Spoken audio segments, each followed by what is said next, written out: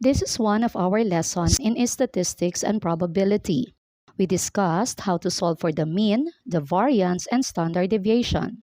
This time, I am going to teach you how to solve for those three using our scientific calculator. Take note of our values here. For x, we have 0, 1, and 2. And for the frequency, we have 1, 2, and 1 respectively. The mean is equal to 1, the variance is 0.5, and the standard deviation is 0.71. Now, let us compute using scientific calculator. Let's go. Let us press Shift and then Menu. Let us scroll down.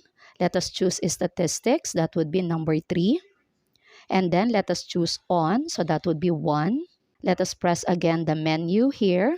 Let us choose number 6, that stands for Statistics. Let us choose one variable, so that is 1.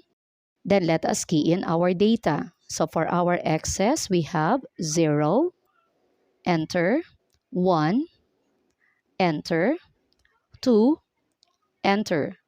For the frequency, for 1, we have 1, enter, 2, enter, 1 again, enter.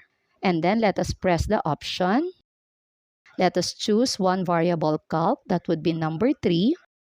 And there we have it. The mean is the first data, which is equal to 1. The variance is the sigma squared, which is 0.5. And the standard deviation is the sigma, which is 0.71 when rounded off to the nearest hundredths. Exactly the same values that we got in our discussion.